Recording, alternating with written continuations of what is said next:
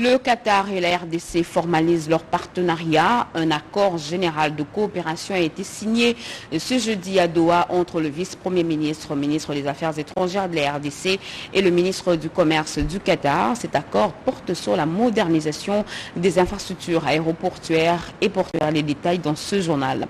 Également au sommaire, la Cour internationale de justice vient de rendre son arrêt dans l'activité armée de l'Ouganda en RDC. Kampala doit verser 325 millions de dollars américains à Kinshasa, 225 millions de dollars pour les pertes en vies humaines, 40 millions autres pour les dommages aux biens et 60 millions pour les dommages aux ressources naturelles. Et les Congolais sont désormais les seuls à exercer le petit commerce et les commerces en détail en République démocratique du Congo. C'est l'une des recommandations des 3 jours des travaux intenses sur le petit commerce clôturés hier au ministère de l'économie nationale. Voilà pour les titres. Mesdames et messieurs, bonsoir et très heureuse de vous retrouver à travers cette grande édition d'information sur la chaîne nationale. Le chef de l'État, Félix-Antoine Tshisekedi Tshilombo, a reçu l'ambassadeur de Belgique et une délégation de Bruxelles Airlines. Ils sont venus présenter au chef de l'État congolais un projet de partenariat de cette compagnie belge d'aviation avec la RDC. Pierre Kebambeso Moïsa pour les détails.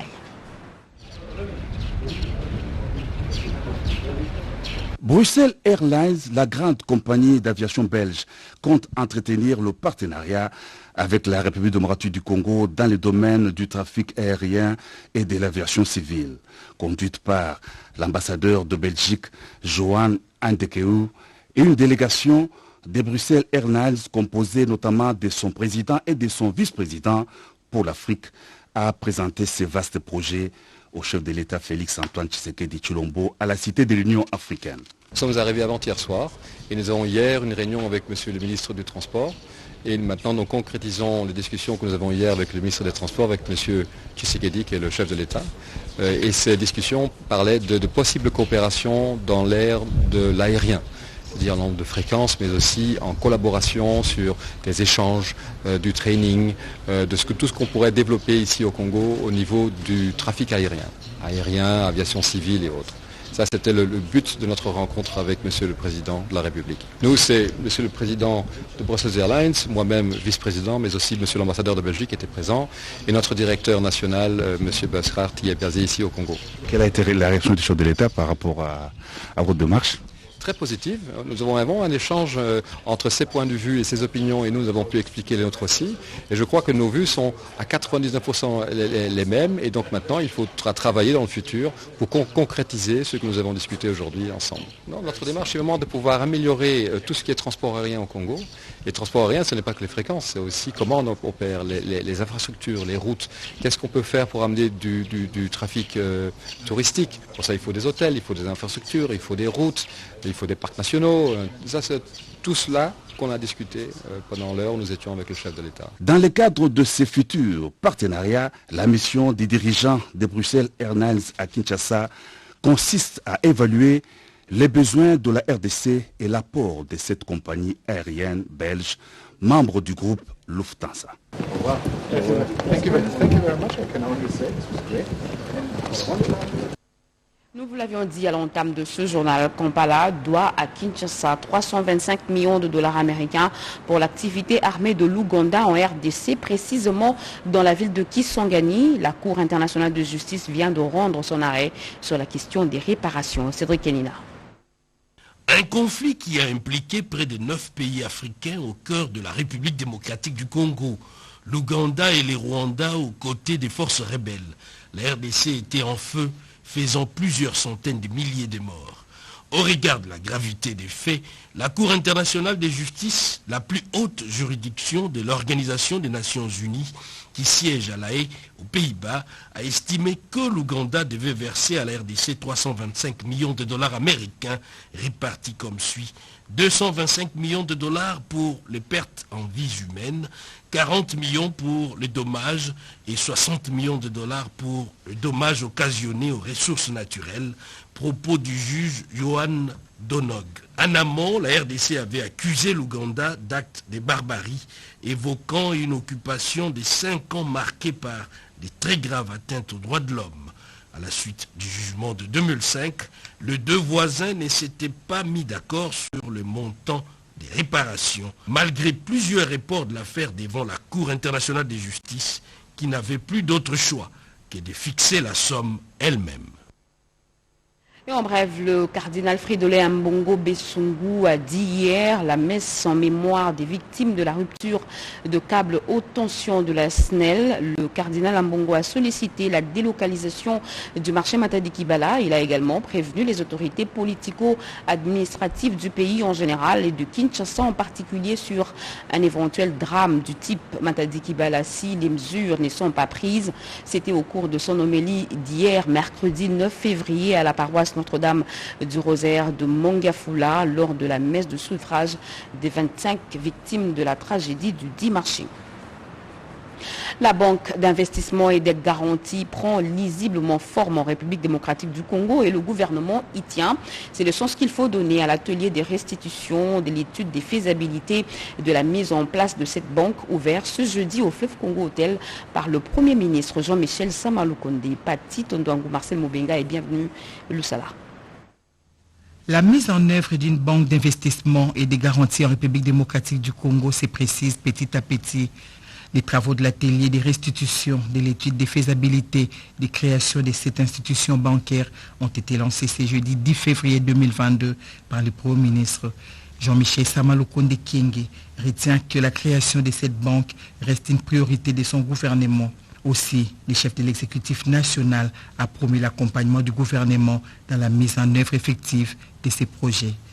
La création de cette institution de financement est une priorité qui s'aligne sur le programme d'action du gouvernement pour la période 2021-2023 et s'inscrit dans la droite ligne de la vision de son Excellence M. Félix Antoine Tshisekedi Tshilombo, président de la République, chef de l'État, qui veut faire de notre pays, la République démocratique du Congo, un État fort, prospère et solidaire.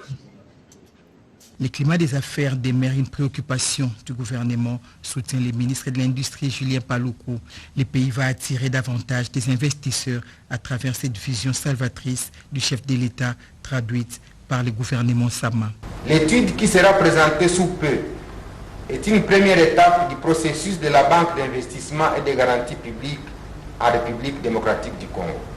La deuxième étape qui consiste en la mise en œuvre de la feuille de route en vue de l'opérationnalisation effective de cette banque d'investissement et de garantie publique. Une fois mise en place, cette institution bancaire d'investissement et garantie pourra être un outil important pour le développement économique et social de la République démocratique du Congo. Le vice-premier ministre, ministre des Affaires étrangères, Christophe Lutundula, est à Doha, au Qatar. Il a signé un accord général avec le ministre qatari du Commerce pour le financement de la modernisation des infrastructures aéroportuaires et portuaires. Njili et Luano sont les premiers aéroports concernés. Doris Mozotamboué et Henri Amoré ont signé ce reportage. 10 février 2021, cet événement prend date avec histoire, une alliance scellée entre le Qatar et la RDC, un accord général qui jette des bases d'une coopération multiforme. Il permettra la matérialisation des différents projets en République démocratique du Congo. Le développement de la RDC passera par la modernisation des infrastructures, leitmotiv du chef de l'État, Félix Antoine Tshisekedi Tshilombo, qui veut donner à la République démocratique du Congo des infrastructures aéroportuaires et portuaires aux standards internationaux. Pour le cas d'espèce, les aéroports internationaux de Njili et de la Luano et l'aérodrome d'Indolo sont les premiers à connaître les bénéfices de cet accord général. La partie congolaise à l'accord est conduite par le vice-premier ministre, ministre des Affaires étrangères et de la coopération internationale, Christophe Lutundula Palapena Pala, et la partie qatari par son ministre de Commerce. Juste après la cérémonie des signatures, la délégation conduite par Christophe Lutundula Palapena Pala a fait la ronde de quelques ministères à Doha pour la clarté dans les interventions. Elle a été reçue au ministère qatari de l'énergie, des transports et voies de communication, ainsi que celui de l'industrie et du commerce. De l'avis des membres du gouvernement qatari rencontrés, tous ces projets structurants verront leur réalisation accélérée. Les fonctionnaires et agents publics de l'État de Bumba dans la province de la Mongala exultent. Le patron de l'administration publique de la RDC, Jean-Pierre Liaou, est arrivé sur place. Il va leur parler de la réforme et les écouter aussi. Nadine Kiloso est dans sa suite, elle nous en parle.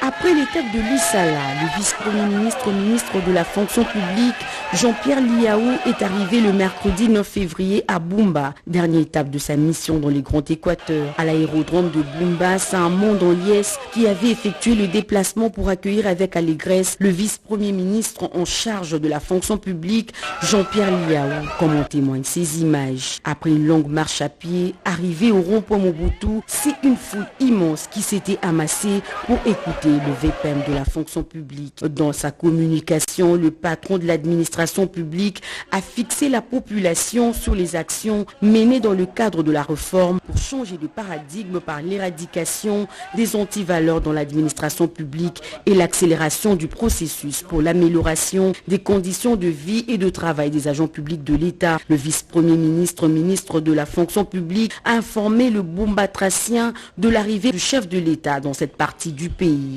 Jean-Pierre Liaou a demandé au peuple de Bumba de réserver un accueil sans précédent au président de la République. Qui sont ceux-là qui veulent recevoir le chef de l'État ici à Bumba? Je demande aux filles et fils de Bumba de l'accueillir ce jour-là avec une joie immense. Accueil digne d'un roi, preuve que nous l'aimons dans nos cœurs. Et bien avant de quitter l'Issala, le vice-premier ministre avait tenu plusieurs réunions en commençant par son exposé à l'université de l'Issala en présence de corps professoral et les étudiants. S'en est suivi l'échange avec les chefs de division de la fonction publique de la Mongala à l'école Monzoto Mwatongo. Toujours à l'écoute des fonctionnaires, Jean-Pierre Liaou a organisé le face-à-face avec les agents publics de l'État de l'Issala.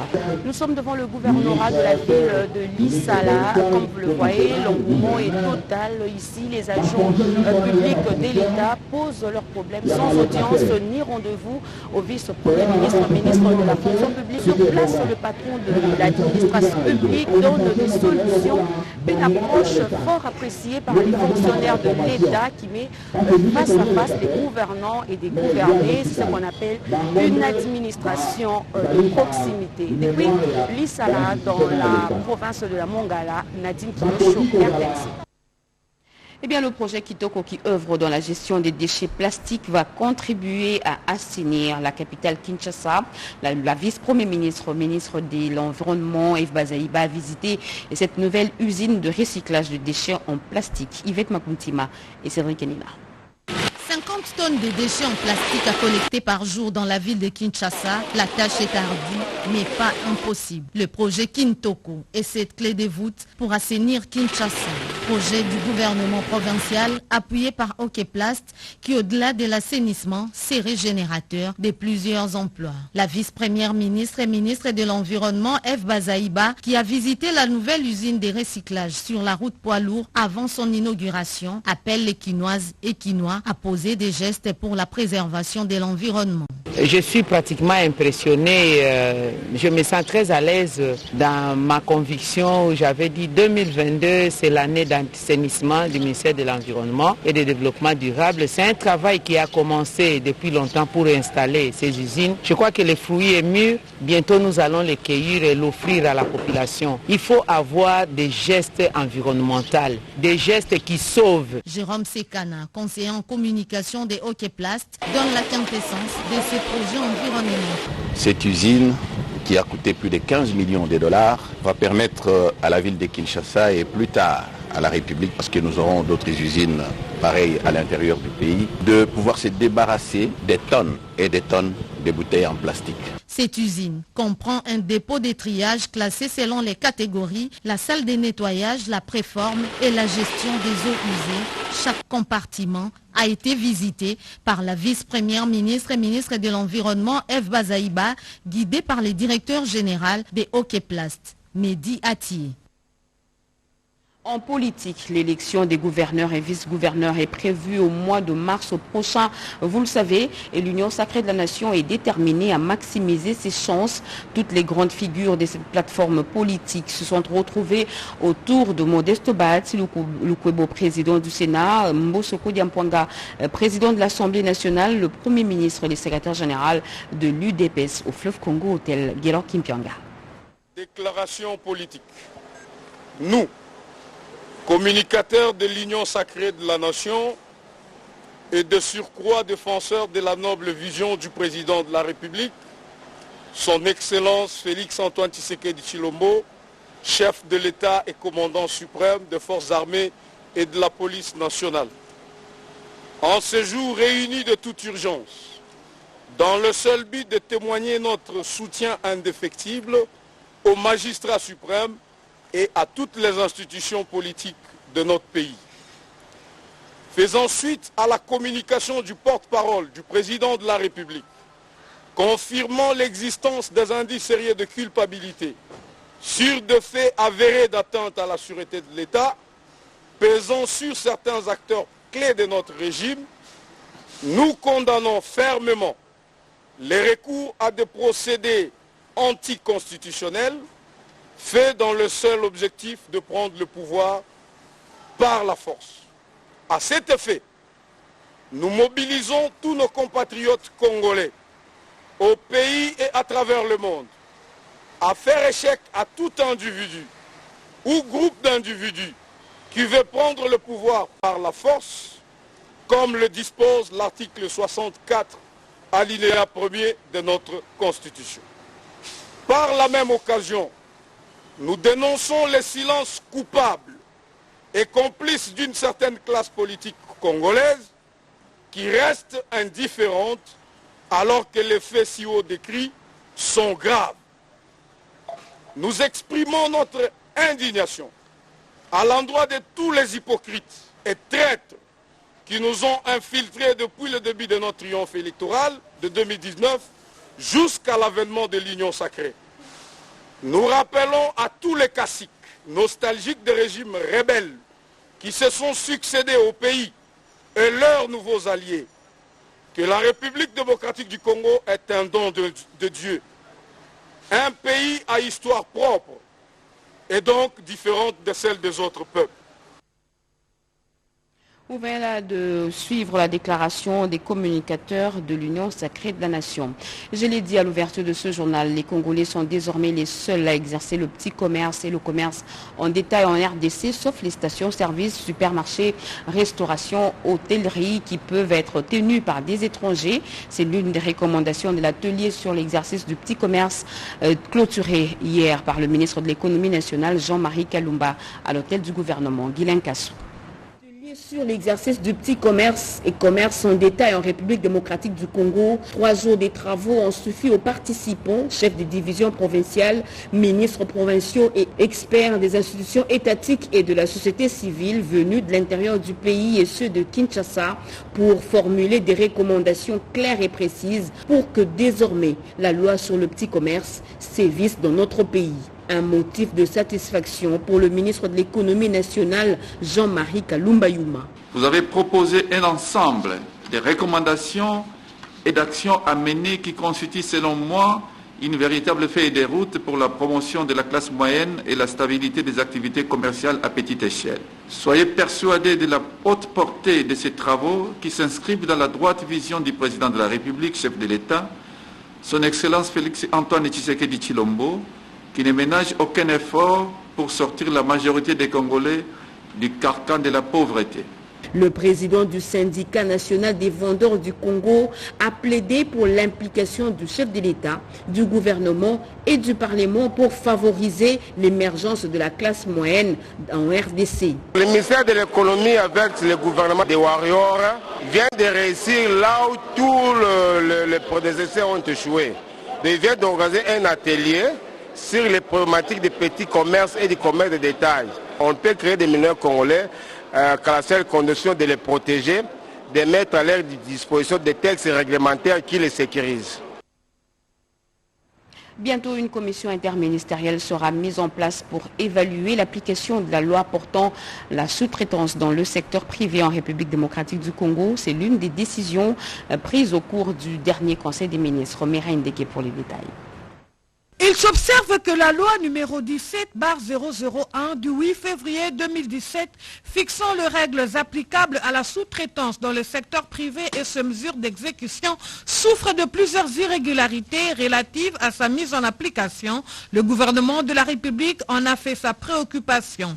Intervenant à ces sujets au cours de la 39e réunion du Conseil des ministres, le ministre d'État, ministre de l'Entrepreneuriat, Petites et Moyennes Entreprises, Maître Eustache Mouhanzi Moubembe, a présenté au gouvernement un rapport sur la problématique d'applicabilité de la dite loi ainsi que le décret d'application y afférent qui en constitue le socle. À cet effet et consécutivement à la demande faite par le président de la République lors de la 38e réunion du Conseil des ministres, le ministre d'État a dans son intervention présenté les différentes contraintes persistantes liées au fonctionnement de l'autorité de régulation de la sous-traitance dans le secteur privé, d'où la mise en application de la dite loi dans toute sa rigueur afin de faciliter l'accès au marché aux PME à capitaux majoritairement congolais. Les patrons de l'entrepreneuriat a dans la même optique insisté pour une bonne appropriation et vulgarisation ainsi qu'une large sensibilisation en la matière, et ce à l'intention de tous les acteurs œuvrant dans ce secteur. Et pour consolider les efforts du gouvernement par rapport à cette problématique, une commission de travail interministérielle composée des ministres de la Justice, des Finances, des Mines, du Travail et celui de l'entrepreneuriat devra être mise en place avec pour objectif de diligenter une mission d'audit afin d'évaluer l'effectivité de la loi ainsi que ses mesures d'exécution, notamment dans le secteur minier. Nous vous l'avions dit, l'élection des gouverneurs et vice-gouverneurs est prévue au mois de mars prochain et l'Union sacrée de la nation est déterminée à maximiser ses chances. Toutes les grandes figures de cette plateforme politique se sont retrouvées autour de Modeste Bahati Lukwebo, président du Sénat, Mbosoko Diampouanga, président de l'Assemblée nationale, le premier ministre Jean-Michel Samalukonde et le secrétaire général de l'UDPS, Augustin Kabouya, au Fleuve Congo Hôtel Guelor Kimpianga. Les élections des gouverneurs des provinces se profilent à l'horizon après la publication du calendrier actualisé par la CENI. À l'Union sacrée de la nation, on canalise les énergies pour ne pas y aller en ordre dispersé. Ainsi se retrouve autour du professeur Modeste Bahati Lukwebo, président du Sénat, le président de l'Assemblée nationale, Christophe Mbosoko Diampouanga, le Premier ministre Jean-Michel Samalukonde et le secrétaire général de l'UDPS, Augustin Kabouya Chilumba. Tous les chefs de regroupements et personnalités politiques membres de l'Union sacrée de la nation y prennent part activement pour la gestion démocratique des ambitions. Il faut évaluer les chances des candidats de la plateforme pour bien préparer cette compétition électorale à venir. Selon un député qui prend part à ces rencontres, les débats se déroulent en toute démocratie. Plusieurs délégués seront aussi envoyés sur terrain dans les provinces concernées par ce scrutin pour procéder au sondage en vue de permettre aux acteurs majeurs de l'Union sacrée de la nation de se faire une idée exacte sur les chances des candidats à présenter à cette compétition électorale. 14 provinces sont concernées par cette opération. Il s'agit des Bazuélé, Olomami, Kasaï central, Kasaï oriental, Congo central, Lomami, Maindombe, Maniema, Mongala Tanganyika, Chopo, Sankuru, Kinshasa et Kwango. En ce qui concerne l'Ituri, l'élection du gouverneur ne sera organisée qu'après l'état de siège décrété dans cette province par le chef de l'État. L'inspecteur général des finances aurait-il adressé une lettre à la ministre d'État en charge du portefeuille? Eh bien, Jules Alinguete était aujourd'hui chez Adel Kainda Maïna pour fournir plus d'explications sur cette lettre qui a fait le tour des réseaux sociaux. Angèle Mabila Landou et Elie Toumba nous en parlent.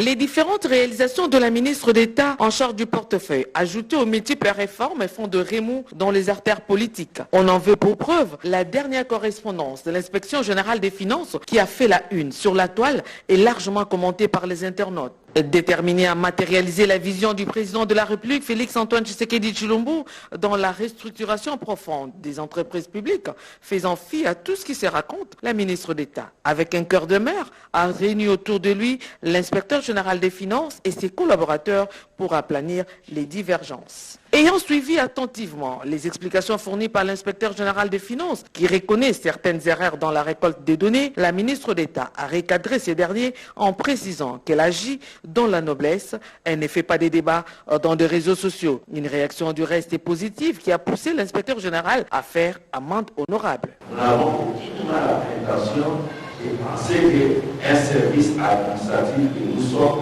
nous pouvons donner des ordres à un membre du gouvernement. Non.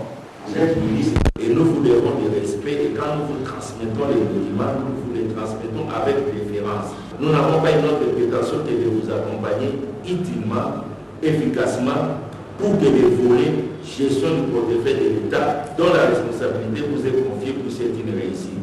Et nous regrettons infiniment cet incident. L'administration répond à certaines règles. Martel Adel Kaïnda Maïna, la place des correspondances n'est pas dans les réseaux sociaux, mais dans un circuit normal de l'administration. Demain, vous aurez la correspondance de l'inspection générale des finances pour rectifier une mauvaise interprétation dans la lecture de ces documents, que votre autorité n'a jamais consacré l'impunité pour preuve. Vous avez sanctionné des mandataires de la société commerciale, des transports et des ports, il y a moins de 5 mois, vous l'avez fait. Comme qui dirait, le linge sale se lave en famille, la ministre d'État, en charge du portefeuille et ses invités ont pris l'engagement de mettre en place un cadre de concertation pour éviter à la longue ces genres de bavures. L'éducation reste l'axe prioritaire du gouvernement congolais, mais aussi de certains opérateurs économiques comme Vodacom à travers sa fondation. Cette entreprise de téléphonie mobile offre au pays un plan intégré dans le but de soutenir la jeunesse congolaise. Elle a procédé à la remise des bourses d'études aux lauréats de l'Exeta édition 2021 sous l'œil vigilant du ministre de l'EPST et de l'enseignement supérieur, Séverine Katanda.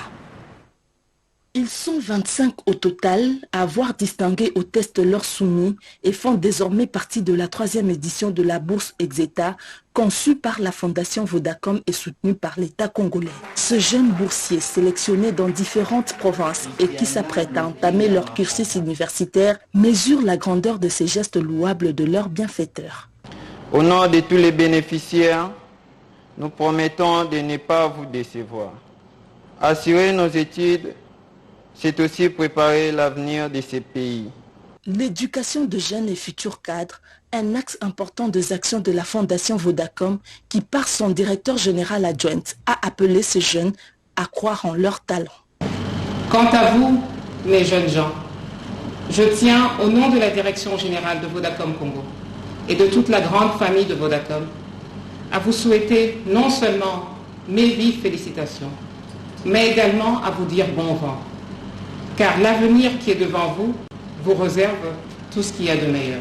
Le représentant du ministre de l'enseignement primaire, secondaire et technique comme celui de l'enseignement supérieur et universitaire ont, au nom du gouvernement, remercié la Fondation Vodacom pour cet énorme soutien à la vision de l'État sur la jeunesse. Depuis quelques années maintenant, la Fondation Vodacom offre au pays un plan intégré dans le but de soutenir les secteurs de l'éducation du primaire au secondaire en passant par l'université et la formation professionnelle avec ce programme de Vodacom Bourse, Exeta ou encore Elite. Une note de marque dans les installations du commissariat général à l'énergie atomique. Le ministre de tutelle José Mpanda a foulé ses pieds pour la première fois et a eu droit à un accueil digne de son rang. Les cadres et agents de cette structure se sont mobilisés pour exprimer leur gratitude à leur autorité de tutelle. Marie Kalong, reportage. Motivation des agents, cette attitude positive était presque inexistante au commissariat général à l'énergie atomique. Le 9 février 2022, la joie était à son comble à l'arrivée du ministre de la Recherche scientifique et innovation technologique, maître José Mpanda Kabangu, au CGA Barkrenkan. Celui-ci vient de mettre en place un nouveau comité de gestion plus dynamique et performant. Réuni en Assemblée générale, le président du syndicat du commissariat général à l'énergie atomique a salué le changement opéré à la tête de cette institution. Il attend du ministre de tutelle son implication dans plusieurs domaines tels que le redémarrage du réacteur Trika 2 et la paye de la prime surnommée Prime Kampa. Le patron de la recherche scientifique, José Mpanda Kabangu, l'homme au service de l'État, veut qu'en tant que locataire dans la fonction qu'il assume, puisse laisser des traces indélébiles sur son passage. Moi, je vous exhorte à être comme Malou et vous me demandez à être comme Kamanda. À ce moment-là, on fera une symbiose, une synergie importante qui nous permettra de développer le pays dans notre secteur. Les montants que j'avais fait bloquer, les 3 400 000, que je n'avais pas voulu qu'on puisse décaisser. Réécrivez-moi, je vais écrire au ministre des Finances pour qu'on mette à votre disposition. C'est quoi Assemblée générale terminée, place au dévoilement du lot de matériel pour la détection de virus dangereux tels que la Covid-19. Juste après, le ministre José Mpanda Kabangu s'est rendu au centre de recherche en géophysique pour faire un suivi des travaux de construction 2 mois après la pose de la première pierre. Aux cliniques universitaires de Kinshasa, le ministre Mpanda a reçu des explications concernant le fonctionnement du nouvel appareil de médecine nucléaire. Monsieur Tariq Lefriek, il est directeur général de Rossure SA. Monsieur Tariq, bonsoir. Bonsoir madame. La Rossure vient d'être agréée par l'ARCA pour la banque assurance. Nous pouvons savoir c'est quoi la banque assurance? Merci pour la question. La banque assurance, c'est tout simplement le fait qu'une banque commerciale distribue les produits d'assurance d'une société d'assurance agréée par l'autorité de régulation et de contrôle des assurances, en sigle l'ARCA. Et c'est quoi l'importance de ce partenariat au fait, entre Rossure et Robank? Très bien. En fait, la banque assurance, en fait, c'est une formule de partenariat entre 2 sociétés, une banque et une assurance, et qui vont œuvrer ensemble, nous Rossure et Robank, dans l'intérêt général de leur clientèle, pour avoir une expérience client commune, pour avoir des services additionnels aux clients de la Robank. Maintenant, le client de la Robank qui passe pour des opérations bancaires notamment, il peut maintenant souscrire des contrats d'assurance dans le réseau des agences Robank à travers tout le pays. Et maintenant, c'est un service additionnel, plus. Et c'est un concept qu'on appelle le one-stop shop, c'est-à-dire que non seulement vous allez à la banque pour une opération bancaire, mais vous pouvez également souscrire un contrat d'assurance pour subvenir aux aléas de la vie, aussi bien pour des sujets pour vos biens, pour assurer vos biens ou bien vos personnes. Quels sont ces produits, quelques-uns? En fait, je complète d'abord pour l'intérêt, c'est qu'à travers le réseau bancaire qui est assez large, à travers le pays, comme on le sait, c'est un pays quand même assez large, les compagnies d'assurance ne peuvent pas aller dans un premier temps dans tout le pays.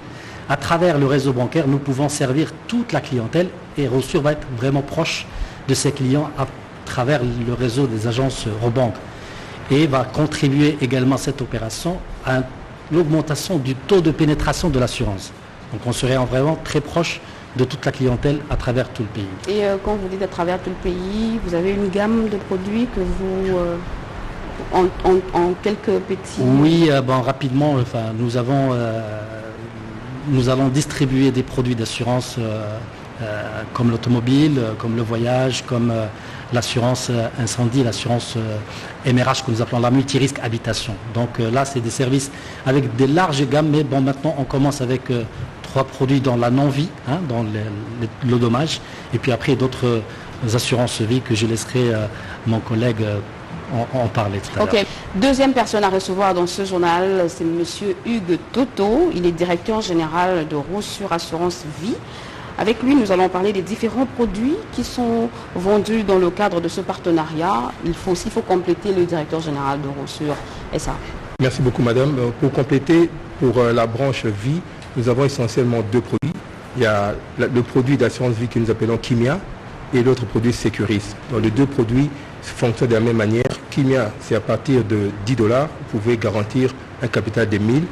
Et Securis, lorsque les capitaux à garantir commencent à être beaucoup plus importants. En des termes simples. En termes simples, c'est-à-dire vous payez aujourd'hui une prime annuelle de 10 $, on vous garantit 1000 $ quand il y a un sinistre. Un sinistre, c'est quoi en assurance vie?